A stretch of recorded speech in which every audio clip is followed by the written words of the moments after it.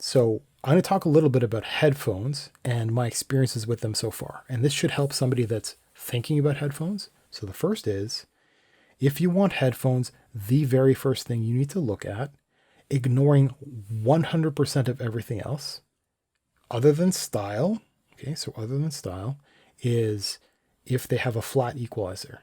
If they are not massaged in any direction, they don't have like, oh, we make vocals brighter, or we give really great bass. No, you want none of that. And in fact, if you can, get something that advertises itself as being flat, as being without those things, as being for mixing or for monitoring. And monitoring headphones is a class of headphones all their own. And the next thing you want is you want them to either be closed backed, or you want to pursue in-ear headphones. I would not recommend them at all. My recommendation is circumaural, so around the ear, big pads, I guess you would call them. And make sure they don't squeak if you get a chance to try them on.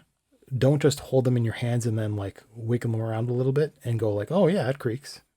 Try them on and then try talking and see if they click, not just if they make a little bit of noise in your head, because you're actually more sensitive than your microphone.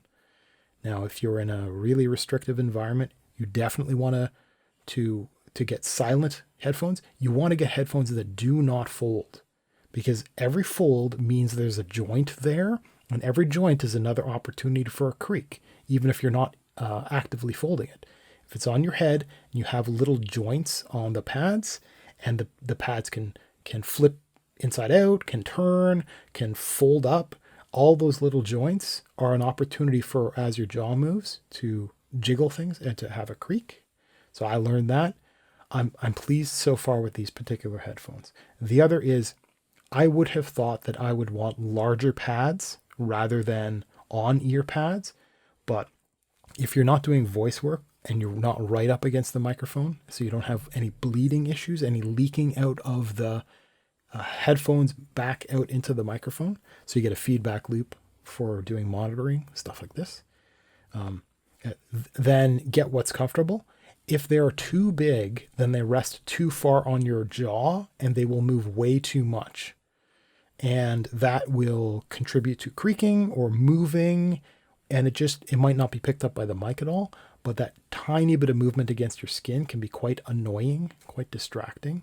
So if you want something that's nice and comfortable, get big plush pads, but that aren't too much bigger than your ears, not too much. So I am feeling it on one of my ears because you're not symmetrical, right? So I'm feeling it a little more on one of my ears than the other, but these are pretty well away from my ears. So they seem pretty comfortable right now. Man, I gotta say the flat is just wonderful.